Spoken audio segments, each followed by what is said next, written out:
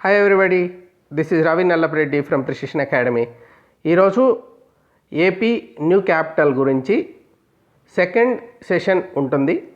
First సెషన్లో Sivaramakrishnan commission తర్వాత AP reorganisation act 2014 రెండిటి గురించి నేను చర్చించడం జరిగింది. ఆ తర్వాత జరిగిన విషయాలన్నీ కూడా ఇప్పుడు చర్చించడం నిన్న మొన్నటి దాకా జరిగినటివి 2014 నుంచి. సో ఈ సెషన్లో ఏం ఎక్స్పెక్ట్ చేయొచ్చు అంటే మీరు developments after Sivaramakrishnan committee to the latest 3 Capitals act. ఆ పేరు ఎగ్జాక్ట్ పేరు తర్వాత చెప్తాను ఏంటని, అందరికీ అర్థమయ్యేలాగా 3 క్యాపిటల్స్ యాక్ట్ అనుకున్నాం ప్రస్తుతానికి. ఇది I know it's a very sensitive issue. So ఎందుకంటే people are divided and party lines. Party అంటేనే క్యాస్ట్, ఇప్పుడు ఏపీలో caste lines as well as regions. ఏ ప్రాంతం వాళ్ళు ఆ ప్రాంతం ఒపీనియన్స్ వాళ్ళకి సపోర్ట్ అయ్యేలాగా ఒపీనియన్స్ ఫామ్ చేసుకొని ఉన్నారనమాట. సో ఇప్పుడు ఒక టీవీ డిబేట్స్కి వెళ్ళామనుకో ఏముంటుంది, వాళ్ళు నిన్నటిదాకా ఒక మాట చెప్పి ఈరోజు పార్టీ మారిస్తే ఇంకొక మాట చెప్తుంటారు. అంటే వాళ్ళ మనసులో ఉండేది వేరు, చెప్పేది వేరే ఉంటుంది. ఈ యాంకర్స్ చూస్తేనేమో ఒక ఒక ఒక ఛానల్లో సాక్షిలో ఒక రకంగా ఉంటుంది, గవర్నమెంట్ సపోర్ట్ చేసుకుంటూ ఈనాడు ఏబిఎన్ ఆంధ్రజ్యోతిలో అపోజ్ చేసుకుంటూ టీవీ5లో ఉంటాయి. సో దీన్ని బట్టి మనకు వాళ్ళకి అన్బయాస్డ్ నేచర్ లేదు యాంకర్స్కి. ఈ పార్టిసిపెంట్స్కి బ్రాండెడ్ ఏ పార్టీ స్టాండ్ ఆ పార్టీ వాళ్ళు చెప్పుకుంటూ ఉంటారు. సో చాలా రేర్ జేసీ దివాకర్ రెడ్డిలాగా కొంచెం మనసులో ఉండేది మొత్తం చెప్పేసేటోళ్ళు చాలా రేర్, అసలు ఉండరు. కాబట్టి అక్కడంతా కుక్ చేస్తుంటారు అనమాట. ఫ్యాక్ట్స్ చెప్పరు, ఇన్ఫర్మేషన్ ఉండదు, అనాలిసిస్ కూడా అన్బయాస్డ్గా అనాలిసిస్ ఉండదు. ఫ్యాక్ట్స్ చెప్పి అన్బయాస్డ్గా అనలైజ్ చేసి చివరిలో ఒపీనియన్ చెప్పచ్చు, తప్పు లేదు అది. ఇప్పుడు నేనేం చేస్తానంటే I will try to present the facts of the case, see both sides of the coin, రెండు వైపులా.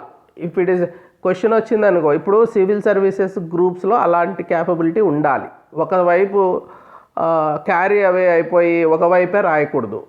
సో రెండు వైపులా అనలైజ్ రెండు వైపులా ప్రోస్ అండ్ కాన్స్ చూడగలగాలి మనము. అప్పుడే అన్బయాస్డ్గా మనం మొత్తం అనలైజ్ చేసిన తర్వాత ఒపీనియన్ చెప్పినా వాళ్ళకి రెస్పెక్ట్ ఉంటుంది. వీళ్ళకి అంతా వీళ్ళ ఏదో వాళ్ళ ఒక స్వార్థంతో చెప్తున్నది కాదు, వీళ్ళు రెండు వైపులా అనలైజ్ చేసి చెప్తున్నారనే ఫీలింగ్ వస్తుంది. సో కాబట్టి రెండు వైపులా చెప్పిన తర్వాతనే ఒపీనియన్ చెప్పాలా, అది మీరు బేసిక్గా గుర్తుపెట్టుకోండి. సో ఆ రకంగా ప్రయత్నం చేస్తాను. In the end as I will also try to present after presenting the facts of the case give my 2 cents. నేను కూడా నా ఒపీనియన్ కూడా నేను దీంట్లో చెప్పడం జరుగుతుంది. So before that I will try to analyse and give the facts of the case. So first change చేయాలనుకున్నప్పుడు ఒక పార్టీకి అది ఇష్టం లేదు, రాలేదు. వాళ్ళు శివరామకృష్ణన్ ఒక గవర్నమెంట్లో ఉన్న పార్టీ చెప్పిన ఒపీనియన్స్ని రాయమంటే రాయలేదు. వాళ్ళు చూపించిన ప్లేసెస్ని సపోర్ట్ చేయమంటే చేయలేదు. వాళ్ళు స్వతంత్రంగా ఒక రిపోర్ట్ ఇచ్చారు, అది మింగుడు పడలేదు. ఆ మింగుడు పడినప్పుడు దాన్ని వ్యతిరేకంగా డైరెక్ట్గా వెళ్ళిపోతే రిపోర్ట్లో చెప్పింది ఒకటి మీరు చేసింది ఒకటి అంటారు. కాబట్టి నారాయణ అనే వ్యక్తితో ఒక రిపోర్ట్ వేశారు. సో ఈ నారాయణ ఇప్పుడు ఒక డెసిషన్ అయిపోయిన తర్వాత రిపోర్ట్ ఇవ్వడం లాగా, సో ముందే అమరావతిలో చేయాలా అనుకున్నారు. కాబట్టి నారాయణ వాళ్ళ మినిస్టర్ కాబట్టి capital should be centrally located for people from Srikakulam to Kurnool అనే ఒక స్టేట్మెంట్ ఇచ్చి ఆయన మున్సిపల్ అడ్మినిస్ట్రేషన్ మినిస్టర్గా ఉన్నారు. అప్పుడు వీళ్ళ దాంట్లో ఎవరెవరు ఉన్నారో చూసామనుకో. సో ఈ నారాయణ కమిటీలో వైఎస్ చౌదరి అంటే Sujana Chowdary, Amar Raja batteries limited managing director Jayadev Galla, తర్వాత బొమ్మిడాల శ్రీనివాస్ ఏజీఎంఆర్ గ్రూపు, తర్వాత GVK group vice chairman Sanjay Reddy, NSL group chairman Prabhakar Rao, తర్వాత ఇంకా చింతమనేని శ్రీనివాసరాజు, ఎంత కూడా చింతలపాటి శ్రీనివాసరాజు. సో ఇలాంటి ముఖ్యంగా ఒక బిజినెస్ బ్యాక్గ్రౌండ్ ఉన్న వాళ్ళు కలిసి ఈ నారాయణ కమిటీ అనేది ఒకటి వేశారనమాట. అది దాన్ని బేస్ చేసుకొని అమరావతిలో పెట్టడం జరిగింది. తర్వాత అమరావతిలో ఏం జరిగాయి, ఇన్ని రోజులు అమరావతిలో జరిగిన డెవలప్మెంట్స్ ఏంటి, 2014 నుంచి ఏం జరిగాయని చూస్తే, ఈ జూన్ 2014లో స్టేట్ రీఆర్గనైజేషన్ యాక్ట్ వచ్చింది. తర్వాత న్యూ క్యాపిటల్ సిటీ ఫైనలైజ్ చేసుకున్నారు సెప్టెంబర్కి. జూన్ నుంచి సెప్టెంబర్ మధ్యలో ఈ కమిటీ రావడం, అంత న్యూ క్యాపిటల్ సిటీ అని డిక్లేర్ చేయడం. ఏపీ సిఆర్డిఏ యాక్ట్, క్యాపిటల్ కోసం అని చెప్పి ఒక కొత్తగా యాక్ట్ రావడము, దానికి ఒక అథారిటీ డెవలప్ చేయడం, అన్నీ 2014లో జరిగిపోయాయి. తర్వాత land pooling, voluntary land pooling అనేది 2015 జనవరికి అనౌన్స్ చేశారనమాట.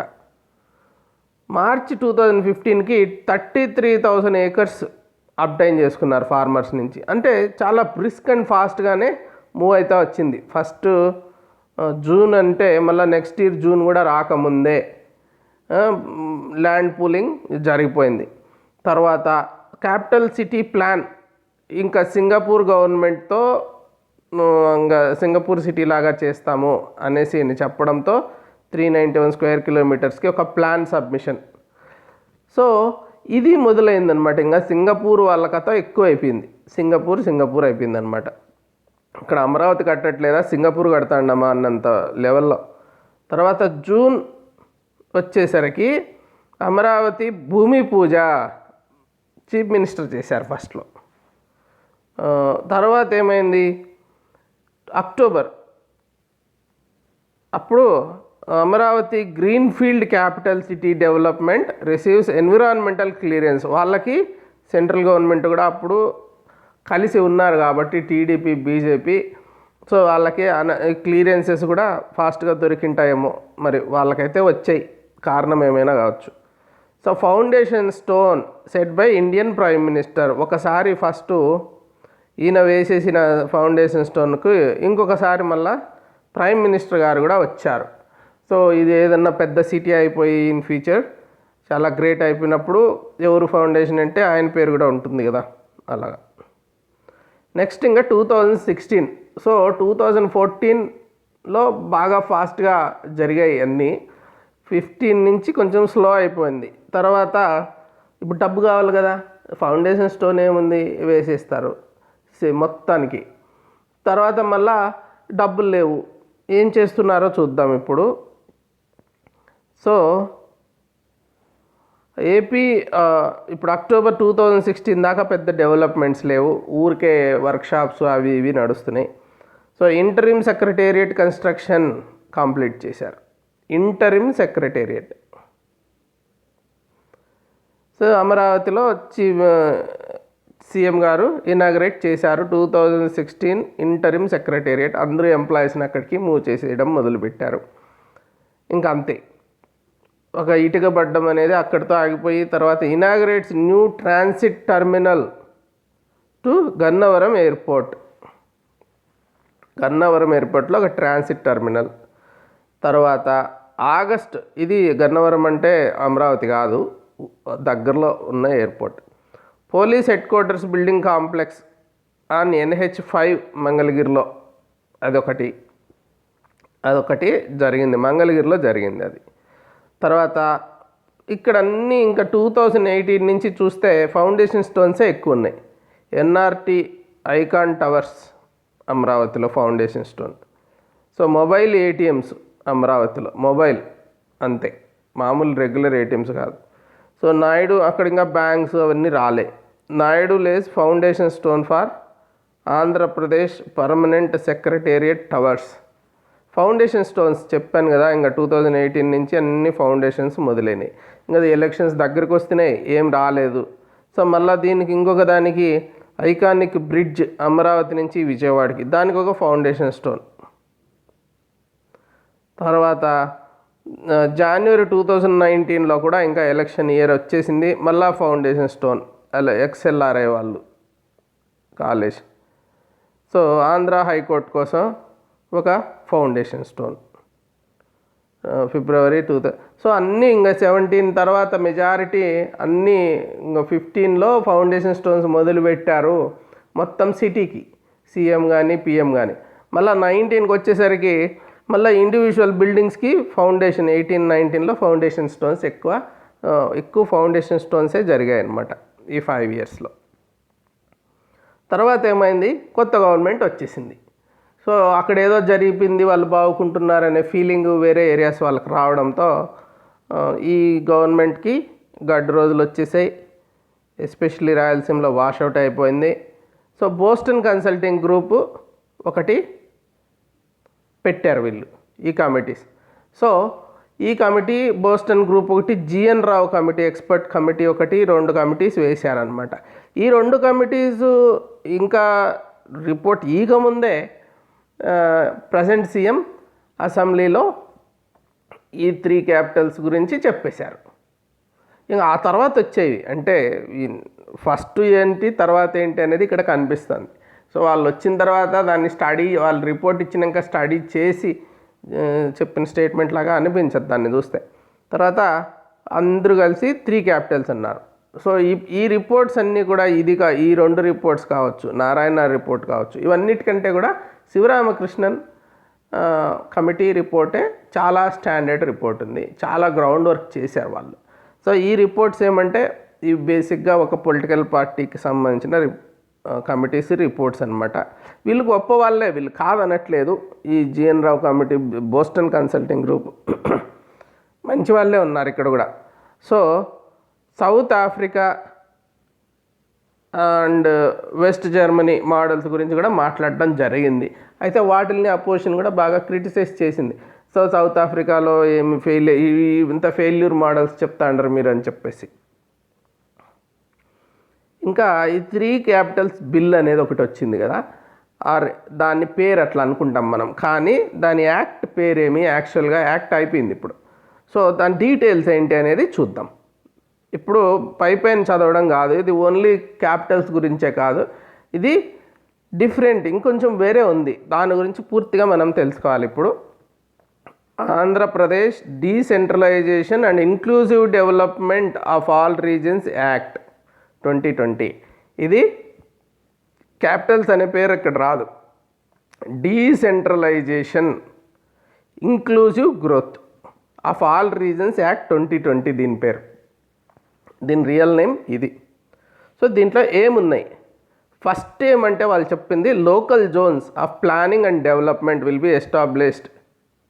సో ఎన్ని అనేది ఇక్కడ లేదు, మామూలుగా 3 అనేది మనం అనుకుంటున్నాము, కానీ ఆ క్లారిటీ ఇక్కడ లేదు. ఎన్ని అనేది గవర్నమెంట్ డిసైడ్ చేస్తుంది అని రాశారు. Local zones of planning and development అనేటివి ఇప్పుడు డెవలప్ అవుతాయి జోన్స్. తర్వాత local planning and development boards అనేటివి ఎస్టాబ్లిష్ చేయడం జరుగుతుంది. పవర్స్ అవన్నీ కూడా ఏముంటాయి వాటికి అంటే, ఒకటి calling for the reports and its instrumentalities from the government officials. అంటే ఒక రిపోర్ట్స్ని తెప్పించుకొని దాని ఇన్స్ట్రుమెంటాలిటీస్ గురించి, అంటే ఎట్లా ఇంప్లిమెంట్ చేయబోతున్నారు అవన్నీ కూడా అడిగి గవర్నమెంట్ అఫీషియల్స్ నుంచి వీళ్ళు తెప్పించుకునే అధికారాలు ఉంటాయి. తర్వాత preparation, supervision and implementation of the plans. Implementation కూడా ఉంది వీళ్ళకి. ప్రిపరేషను, సూపర్విజను కాకుండా ఇంప్లిమెంటేషన్ అథారిటీ కూడా ఉంది అన్నమాట. డెవలప్మెంట్ మొత్తం వీళ్ళకి వచ్చేస్తుంది. ఇది చాలా ఇంపార్టెంట్ బోర్డ్స్ అన్నమాట. Reviewing implementation and development plans, మళ్ళీ కూడా రివ్యూ చేస్తారు ఎంత డెవలప్ అయింది, ఎంత ఇంప్లిమెంట్ అయింది అనేసి. అది లోకల్ బాడీస్. గవర్నమెంట్ అనేది ఇంకా సెక్రటేరియటో ఎగ్జిక్యూటివ్ దగ్గరనో అక్కడ ఇక్కడ ఉండదు. ఇది డిస్ట్రిబ్యూట్ అవుతుంది. ఆ జోన్స్ లాగా తయారు చేస్తారు. డెవలప్మెంట్ బోర్డ్స్ ఉంటాయి. తర్వాత ఫంక్షన్స్ ఏంటి వాళ్ళకి అంటే, ప్రిపరేషన్, సూపర్విజన్, కోఆర్డినేషన్. ఈ ప్లాన్స్కి సంబంధించి ప్రిపరేషన్, సూపర్విజన్, కోఆర్డినేషనే కాకుండా సెక్యూరింగ్ ఫైనాన్సెస్. ఇది నాన్ ఫైనాన్షియల్ బాడీ కాదు, ఫైనాన్సెస్ కూడా వాళ్ళు సెక్యూర్ చేసుకోవడానికి చేస్తారనమాట. ప్లాన్స్కి ఫైనాన్స్ కావాలి కదా, ఊరికే ప్లాన్స్ ఉండే ఏం లాభం. Recommendation with respect to backward areas in the zone. So వీళ్ళు ఇంకా కూడా ఆ పర్టికులర్ జోన్లో మళ్ళీ బ్యాక్వర్డ్ ఏరియాస్ మీద స్పెసిఫిక్ రికమెండేషన్స్ చేస్తారు. అది ఫస్ట్ పార్ట్కి సంబంధించి decentralised plans, development, inclusive growth. ఇంకా దాంట్లోనే భాగంగా ఈ క్యాపిటల్స్ని కూడా ఇప్పుడు ఇంక్లూజివ్ గ్రోత్, డీసెంట్రలైజేషన్లో భాగంగానే తీసుకురావడం జరుగుతుందని చెప్తున్నారు కదా. ఇప్పుడు ఏఎంఆర్డిఏ, ఇప్పుడు అమరావతి కోసం ఒకటి లెజిస్లేటివ్ క్యాపిటల్ అన్నారు దీన్ని, వాళ్ళు వాడిన వర్డ్స్. సో తర్వాత విశాఖపట్నం కోసం ఇది మెట్రో రీజన్ డెవలప్మెంట్ ఏరియాస్ ఇవి. సో విశాఖపట్నం అక్కడ ఎగ్జిక్యూటివ్ క్యాపిటల్ అంటే ఏముంటాయి, క్లియర్గా Raj Bhavan, secretariat, head of the departments అన్నీ అక్కడ ఉంటాయి. తర్వాత కర్నూలు కూడా ఉంటుంది, మెట్రో కాదు కాబట్టి ఇది కూడా Kurnool urban development authority. So ఇక్కడ జ్యుడిషియల్ బ్రాంచెస్, జ్యుడిషియల్ క్యాపిటల్. ఈ బ్రాంచెస్ 2014 రీఆర్గనైజేషన్ యాక్ట్ ప్రకారము బ్రాంచెస్ ఉంటాయి. అంటే మళ్ళీ అక్కడ వేరే వేరే ప్రాంతాల్లో కూడా బ్రాంచెస్ ఉంటాయి, ఇది ఒక్కటే కాదు కర్నూలు. అది సీట్స్ ఆఫ్ గవర్నమెంట్ గురించి చెప్పిన విషయం. దీంట్లో ఈ ఆబ్జెక్ట్స్ అండ్ రీజన్స్, వీళ్ళు ఒక statement of objects and reasons అని ఒకటి ఇచ్చారు, ఎందుకు మేము ఇలా చేయాల్సి వచ్చింది అని. So Jai Andhra movement 1971, aspirations of various regions ఇవన్నీ కన్సిడర్ చేశారు అని చెప్తున్నారు. Don't want to create a honey pot, ఇది శివరామకృష్ణన్ వాడిండే వర్డే. అంటే తేనె తుట్టు లాంటిది. ఇప్పుడు హైదరాబాద్ బికేమే హనీ పాట్ కదా, ప్రతి ఒక్కరు రాయేస్తారు, ప్రతి ఒక్కరు దాంట్లో నుంచి తేనె కావాలంటారు. సో శివరామకృష్ణన్ కమిటీ రికమెండేషన్స్ని తీసుకున్నాము దీంట్లోకి అని చెప్పారు. దాన్ని బేస్ చేసుకొని ఎక్స్పర్ట్ కమిటీ బోస్టన్ గ్రూపు వాళ్ళని కోట్ చేశారు. తర్వాత డిస్ట్రిబ్యూటెడ్ డెవలప్మెంటు, డీసెంట్రలైజ్డ్ అడ్మినిస్ట్రేషను మా ఎయిమ్స్ అని చెప్పుకున్నారు. All resources in a small area will hamper the growth of backward areas అని చెప్పారు. సో ఒక చిన్న ఒక 300-400 స్క్వేర్ కిలోమీటర్స్ కోసము మొత్తం స్టేట్లో ఉన్న బ్యాక్వర్డ్ ఏరియాస్ అన్నింటినీ సఫర్ చేయలేం కదా, ఇన్ని లక్షల కోట్లు అక్కడ పోయలేం కదా అని చెప్తున్నారు. ఆర్టికల్ 38 గురించి కూడా మెన్షన్ చేయడం జరిగింది. Inclusive development, directive principles of state policy గురించి వీళ్ళు మాట్లాడడం జరిగింది. ఈ రీజన్స్ వల్ల మేము ఈ ఆబ్జెక్టివ్స్తో ఈ చట్టం తీసుకొస్తున్నామని చెప్పడం జరిగిందనమాట. ఇక ఒకవేళ మనము group 1 or civil services base చేసుకొని ఒక క్వశ్చన్ వచ్చిందనుకో, ఇప్పుడు 3 క్యాపిటల్స్ బూన్ ఆర్ బేన్, అసలు నిజానికి 3 రాజధానుల వలన ఇది శాపమా వరమా, ఈ 3 రాజధానులు ఆంధ్రప్రదేశ్కి అనే ప్రశ్న వస్తే ఒక అనలైజ్ చేసి మీరు ఆన్సర్ రాయాలనుకో. So you can say there are pros and cons, or you can say it's a boon, it's a bane. అంటే ఇది వరం అని చెప్పచ్చు, మీరు శాపం అని చెప్పచ్చు. కానీ బెస్ట్ వే ఏమంటే రెండింటిని అనలైజ్ చేయాలా. మీరు అల్టిమేట్లీ ఇది మంచిది అనుకుంటున్నారనుకోండి, అప్పుడు ఎలా హ్యాండిల్ చేయాలి.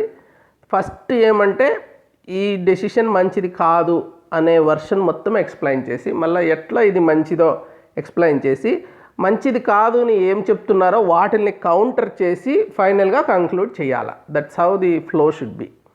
If you want to support a particular standpoint, and you have to clearly explain the opposing standpoint and then tell your standpoint and with supportive evidences and establish your point and then counter or balance the negative points. ఆ చేసిన తర్వాతనే నువ్వు చెప్పింది establish అవుతుంది. No let's see this. If somebody want to say it's a bane, ఇది మంచిది కాదు, దాన్ని కూడా చూద్దాం. నేను మొదటే చెప్పాను కదా, రెండు వైపులా నేను చర్చించడానికి ప్రయత్నం చేస్తానని. ఇప్పుడు 3 క్యాపిటల్స్ పెట్టారు, దానివల్ల ఏంటి లాసెస్ చూస్తే huge toll on public exchequer. ఒక చోట క్యాపిటల్ పెట్టుకోవచ్చు కదా, 3 చోట్ల పెడితే 3 చోట్ల బిల్డింగ్స్, అక్కడ కొన్ని రోజులు, ఇక్కడ కొన్ని రోజులు, ఇక్కడ కొన్ని రోజులు, ఆ 3 చోట్ల సీఎంకి బిల్డింగు, తర్వాత ఆ చుట్టుపక్కల వాళ్ళ సెక్యూరిటీ వాళ్ళు ఉండడానికి. సో 3 చోట్ల ఇప్పుడు మనకు ఒక ఇల్లు లేదు, 3 ఇండ్లు కట్టుకోవాలంటే ఎక్కడి నుంచి వస్తాయి డబ్బులు? అది ఒకటి అన్నమాట. 2 కోఆర్డినేషన్ ఇష్యూ. ఎస్పెషలీ జ్యుడిషియరీకి వేరే వాటికి అంత కోఆర్డినేషన్ ఉండకూడదు కూడా. కానీ లెజిస్లేటివ్ ఎగ్జిక్యూటివ్ మధ్యలో చాలా స్ట్రాంగ్ కోఆర్డినేషన్ ఉండాలి. సో లెజిస్లేటివ్ సెషన్స్ జరిగేటప్పుడు చూడండి, సెక్రటరీస్ అంతా అక్కడక్కడే అవైలబుల్ ఉంటారు, డిపార్ట్మెంట్ హెడ్స్ అంతా అవైలబుల్ ఉంటారు, అసెంబ్లీ చుట్టూనే ఉంటుంది వాళ్ళ కథ. సో ఎప్పుడెప్పుడు ఏ క్వశ్చన్స్ 0 అవర్లు క్వశ్చన్ అవర్స్లో, లేకుంటే మినిస్టర్స్కి సపోర్ట్ చేయాలి కదా, వాళ్ళు ఏం చెప్పగలరు పాపం మినిస్టర్స్.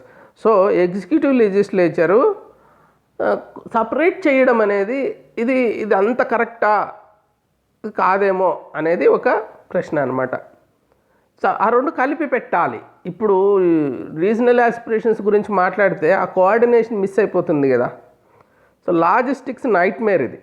అక్కడొకటి ఇక్కడొకటి ఇంకొక చోటు ఇంకొకటి అంతా పక్కన పక్కన ఉండాలి, కానీ అంతా చెల్లా చెదరు చేసిస్తే ఎట్లా లాజిస్టిక్స్. తర్వాత people have to run top to. ఇప్పుడు అది వాళ్ళకు స్టాఫ్కి గవర్నమెంట్కి ఉన్న ఇష్యూ కాకుండా ప్రజలు ఉన్నారు వాళ్ళకి. ఇప్పుడు ముందు హైదరాబాద్కి వస్తే అన్ని పనులు అయిపోయేటివి, ఇప్పుడు అట్లా కాదు. ఒకదానికోసం వైజాగ్ పోవాలి, ఒకదానికోసం అమరావతికి పోవాలి, ఒకదానికోసం కర్నూలుకి పోవాలి. ఇంకా ఈ రీజనల్ బోర్డ్స్ అంటారు, అవి ఎక్కడెక్కడ పెడతారో తెలియదు, వాటికంతా తిరగాలి. సో ప్రజలు వాళ్ళ సమస్యల పరిష్కారం కోసం ఎన్ని చోట్లకి వెళ్ళాలి. తర్వాత ఇప్పుడు అమరావతిలో డబ్బులు ఖర్చు పెట్టేశారు, 9,000+ crores అనేసి ప్రీవియస్ సీఎం చెప్తే, ప్రజెంట్ బొత్స అనుకుంటారు రీసెంట్గా అన్నారు అంత పెట్టలేదు వాళ్ళు, 5K+ అనేసి ఆయన అన్నారు. సో ఏదైనా కానీ ఇదేం డబ్బులా చిల్లర పెంకులా, డబ్బులే కదా. ఎవరు డబ్బులు? సో ఎవరు జోబిలో నుంచి తీసిన పెట్టిన డబ్బులు కాదు ఇవి, ప్రజల డబ్బులు. నిజంగా ప్రజల డబ్బులా అంటే అది కూడా కాదేమో, ఎప్పుడో మన నెక్స్ట్ జనరేషన్స్వి. అప్పు చేసి పప్పు కూడా తింటారు, అప్పు చేసి బిర్యానీ, అప్పు చేసి ఇంకొకటి తినలేం కదా. సో ఈ డబ్బులు పెట్టేశాము, ఈ డబ్బులు అనేది అసలు చిల్లర పింకులు వదిలేసినట్టు వదిలేసి ఎట్లా వెళ్ళిపోతాం? అక్కడ పెట్టాం కదా డబ్బులు. What about that investment? If another party comes to power, ఇప్పుడు నువ్వు వచ్చావు, నీ ఇష్టం వచ్చినట్టు రాజధాని పెట్టావు, ఇంకొత్త పార్టీ వస్తుంది, మళ్ళీ అదే పార్టీ పాత పార్టీ వస్తుంది, మళ్ళీ మూవ్ చేస్తుంది. ఇదే పనే. ఇంకా అక్కడి నుంచి ఇక్కడికి, ఇక్కడి నుంచి అక్కడికి, అక్కడి నుంచి ఇక్కడికి క్యాపిటల్స్ మార్చుకుంటా అంటామా? ఎన్నెళ్ళు మార్చుకుంటాం? తర్వాత ఈ ఫార్మర్స్ ల్యాండ్స్ ఇచ్చారు, వాళ్ళ కథ ఏంటి? వాళ్ళకేదో అక్కడ మహానగరం వచ్చేసింది, ప్రపంచంలో ఇంకెక్కడ ఉండదు అనేసి ల్యాండ్స్ తీసుకొని ఇప్పుడు ఏమీ లేదు అంటే వాళ్ళ పరిస్థితి ఏంటి? వాళ్ళ ఫ్యూచర్ ఏంటి? వాళ్ళ లైఫ్ ఏంటి? గందరగోళంలో పడిపోయింది. ఇదన్నీ కూడా అగైనెస్ట్ దిస్ మూవ్ అనమాట మనము చెప్పాల్సిన పాయింట్స్.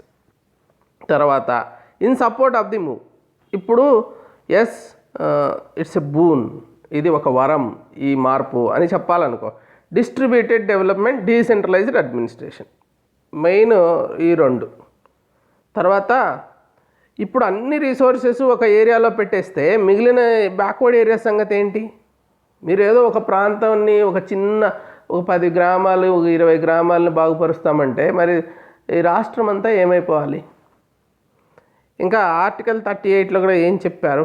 ఇంక్లూసివ్ గ్రోత్ కావాలని. తర్వాత యాస్పిరేషన్స్ ఆఫ్ డిఫరెంట్ రీజన్స్ ఉన్నాయి కదా, అది కాదనేసి ఇట్లా చేస్తే ఎట్లా? తెలంగాణకి అప్పుడు యాస్పిరేషన్స్ పట్టించుకోకపోవడం వల్ల కదా తెలంగాణ అట్లా అయిపోయింది.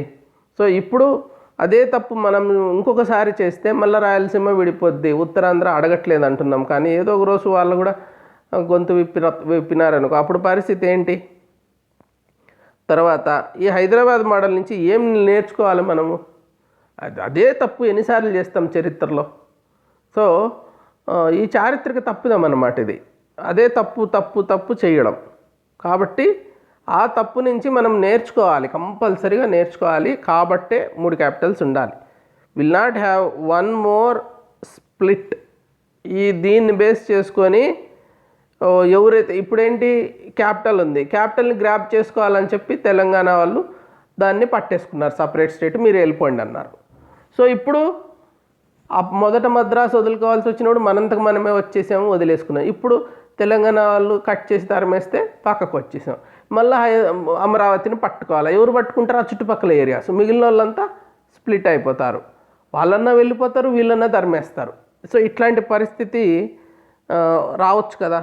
Don't need to waste 2 lakh crores. అసలు ఈ గ్రీన్ఫీల్డ్ క్యాపిటల్ ఏంటి? అసలు ఎందుకు ఏమీ లేని చోట కట్టాలి? ఇప్పుడు వైజాగ్ లాంటి సిటీస్కి వెళ్తే అక్కడ ఏ 10,000 కోట్లకో 20,000 కోట్లకో అయిపోతుంది. ఏమీ లేని చోట జీరో నుంచి మనుషుల్ని తీసుకొచ్చి అక్కడ పెట్టి అక్కడ మోటివేట్ చేసి ఫ్రీగా ఇచ్చి ఇదంతా చేస్తే 40-50 ఏళ్ళు పడుతుంది. 2 లక్షల కోట్లు ఖర్చు అవుతుంది. ఇంకా పెరుగుతా పోతుంది. ఇప్పుడు అనుకుండేది 2 లక్షలు, మళ్ళీ 10 లక్షల కోట్లు అవుతుంది. ఎంత లేట్గా అవుతుంది. సో ఫౌండేషన్ స్టోన్స్కే 5 ఏళ్ళు పడితే కట్టడానికి ఇంకెన్నేళ్ళు పట్టాలా? అందరూ జనాలు రావడానికి, ప్రపంచమంతా దీని మీద డిపెండ్ కావడానికి ఎన్నేళ్ళు పట్టాలా? సో ఇదంతా ఆలోచిస్తే సో ఫైనాన్షియల్గా వయబుల్ కాదు ఒక అమరావతి కాన్సెప్టు అని అనిపిస్తుంది అనమాట. ఇవి కౌంటర్ చేయడానికి. సో ప్రో అమరావతి కొన్ని చెప్పాను. అలా కాదు 3 క్యాపిటల్స్ ఉండాలి అనేదానికి నేను కొన్ని పాయింట్స్ చెప్పాను. ఇప్పుడు మనం ఫైనల్గా ఇప్పుడు ఎలాగో అయింది 3 క్యాపిటల్సే వెళ్ళిపోవడమే, ఇంకా ఎనికేం లేదు దీంట్లో. సో ఇలా జరుగుతున్నప్పుడు ఎట్లా బ్యాలెన్స్ చేయాలా? అంతకుముందు మనం చెప్పిన వాటిని ఎట్లా కౌంటర్ చేయాలా? తర్వాత బ్యాలెన్స్ చేయాలన్నమాట మనం. అది ఎలాగా చేయొచ్చు అంటే, ఇప్పుడు హ్యూస్టన్ పబ్లిక్ ఎక్స్చెక్కర్ అన్నాం కదా. సో నిజానికి మెయింటెనెన్స్, రన్నింగ్ కాస్ట్ గురించి మాట్లాడుతున్నాము, కానీ ఇనిషియల్ ఇన్వెస్ట్మెంటు సో 2 లక్షల కోట్లు మొదట పెట్టాలి కదా వన్ టైం. దాని సంగతి అది లెక్కలెక్క తీసుకుంటే దాని వడ్డీలు చాలన్నమాట. ఇప్పుడు కొత్తగా వచ్చే అడిషనల్ ఎక్స్పెండిచర్ 3 క్యాపిటల్స్ ఉండడం వల్ల వచ్చే అడిషనల్ ఎక్స్పెండిచర్కి అక్కడ మనం తీసుకుంటున్న లక్షల కోట్ల అప్పు నుంచి అప్పు కోసం కట్టే వడ్డీలు ఉంటాయి కదా. ఇప్పుడు వడ్డీలు ఎంత చాలా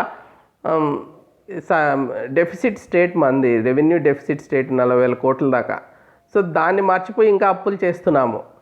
అలా చేస్తే దాని వడ్డీలు కూడా కట్టుకోవడం కూడా చాలా ఎక్కువవుతుంది. సో అంత డబ్బులతోనే ఇక్కడ మనము కొత్తగా అడిషనల్ ఎక్స్పెన్సెస్ మీట్ కావచ్చు. కోఆర్డినేషన్ ఇష్యూ అంటున్నాం కదా, legislature, executive, that is an issue. కానీ టెక్నాలజీ ద్వారా ఇప్పుడు కరోనా వస్తే టెక్నాలజీ ద్వారా ఎలాగా అన్నీ చేసుకుంటున్నామో ఎక్కడో వాళ్ళం అక్కడ కూర్చొని అప్పుడు కూడా అలాగే చేసుకోవచ్చు. ఊరికి అక్కడికి తిరగడం ఎందుకు? అనవసరంగా ఎన్విరాన్మెంట్ పొల్యూషన్ డ్యామేజ్. కాబట్టి టెక్నాలజీని వాడుకోవాలి. సో ఈ లాజిస్టిక్స్ నైట్ మేర కూడా టెక్నాలజీనే పరిష్కారం. People have to run top to bottom to get their work done అంటున్నారు. అసలు ఎందుకు తిరగాలి? ఇప్పుడు రీజనల్ బోర్డ్స్ వచ్చేస్తున్నాయి కదా. రీజనల్ బోర్డ్స్తే కాకుండా పంచాయతీ లెవెల్లో తర్వాత రీజనల్ బోర్డ్ లెవెల్లో అన్ని పనులు పంచాయతీ లెవెల్లోనే అయిపోతున్నాయి. మెజారిటీ చాలా సర్వీసెస్ పంచాయతీకి వెళ్ళిపోయాయి. ప్రజల విషయంలో నాయకులు మరి రికమెండేషన్స్ చేసుకునేటోళ్ళ కథ వేరు. ప్రజల విషయానికి వస్తే వాళ్ళకి అక్కడే అయిపోతాయి, లేకుంటే రీజనల్ బోర్డ్స్కి వెళ్తే అయిపోతాయి. కాబట్టి క్యాపిటల్ సిటీ ఎక్కడ అనేది చాలా అన్ఇంపార్టెంట్ అయ్యే అవకాశం ఉంది.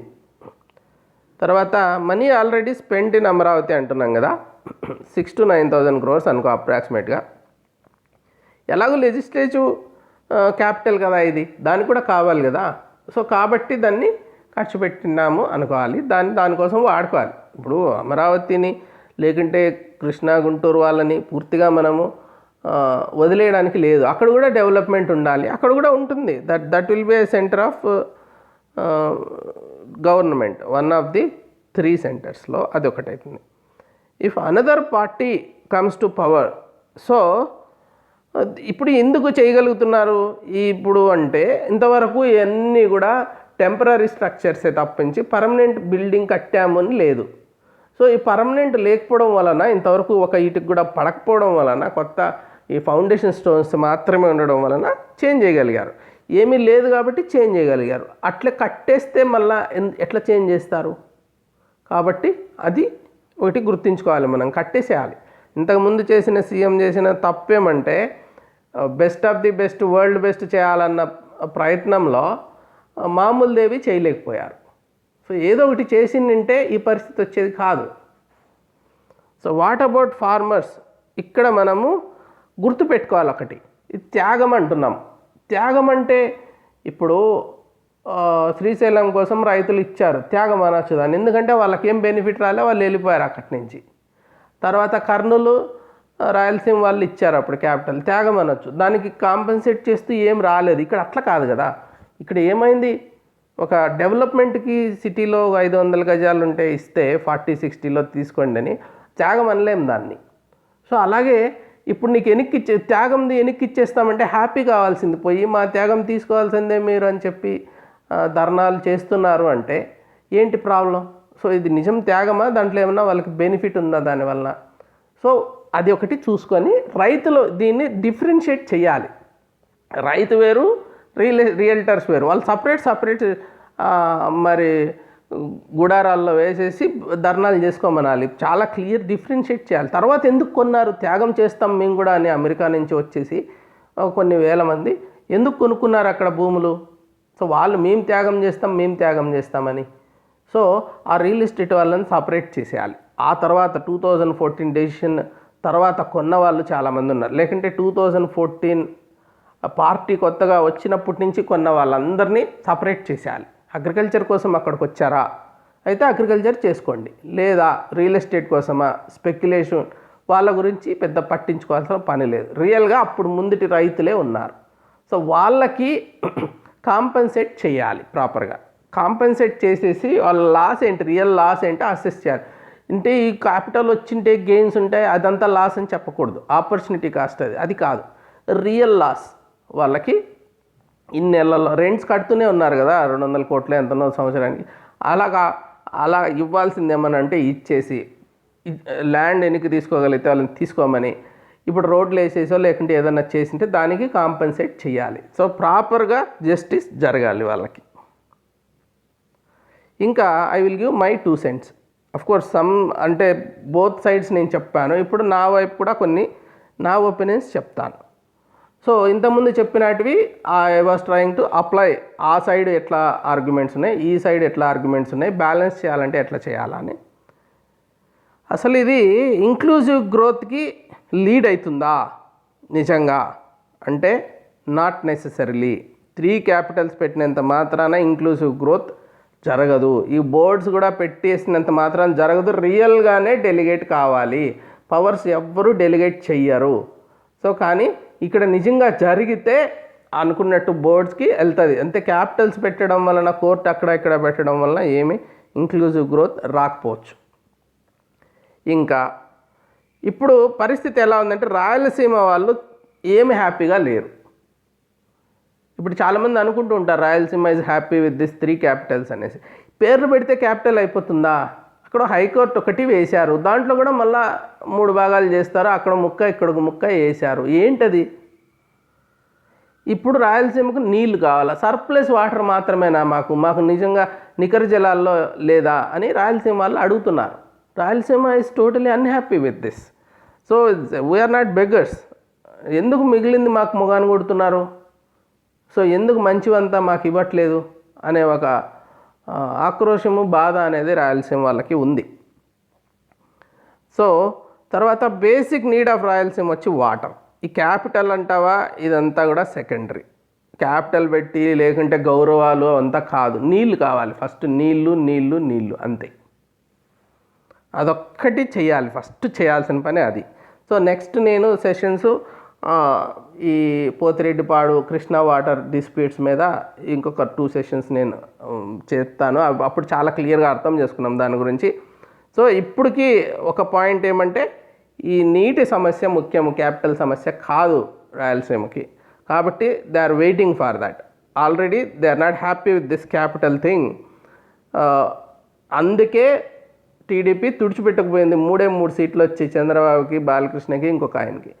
సో ఇంకా ఏమీ లేదు, అక్కడ ఎత్తిపోయింది. సో ఇప్పుడు కన్నా రాయలసీమకి నీళ్ళు ఇవ్వలేకపోతే so YSR also will get routed out. అట్లని టీడీపీకి వేయకపోవచ్చు, బీజేపీకి వేస్తారో లేకుంటే కొత్తగా రాయలసీమ పార్టీ ఒకటి రావచ్చు. సో నీళ్లు కంపల్సరీగా రావాలి రాయలసీమకి. గుంటూరు కృష్ణాని మనము ఒక కులానికి అటాచ్ చేసేసి దాన్ని వదిలేయకూడదు, అది సంబంధం లేదు. అక్కడ కూడా డెవలప్మెంట్ జరగాలి. దానికి చేయాల్సిన పనులు ఆలోచించాలి. ఊరికే ఫేక్ అవి ఇవి కాకుండా రియల్ డెవలప్మెంట్. ఆ ఏరియా ఆల్రెడీ మంచి పొటెన్షియల్ ఉన్న area, entrepreneurial area, so agriculture surplus ఉన్న ఏరియా. అక్కడ మనము డెవలప్ చేయాల్సిన, ఎట్లా చేయాలో కూడా సీరియస్గా ఆలోచించాలి. అది నా opinion. So development and Capitals అవన్నీ సినానిమస్ అని అనుకుంటున్నారు. ఇంతకుముందు ఎక్కడ క్యాపిటల్స్ ఉన్నాయో అక్కడ డెవలప్మెంట్ జరిగింది, కానీ దాన్ని సపరేట్ చేయాలి మనం. We have to break that. America model తీసుకోవాలి. సో నేను మేరీల్యాండ్లో ఉన్నప్పుడు బాల్టిమోర్లో జాబ్ చేసేది చాలా పెద్ద సిటీ, చాలా అంటే చాలా మెగా. అయితే యాన్ హార్బర్లో క్యాపిటల్, అసలు ఎవడు నోబడి కేర్స్ దట్ యాన్ హార్బర్ని. సో అలా ఉంటుంది పరిస్థితి. So courts should stay away from executive decisions.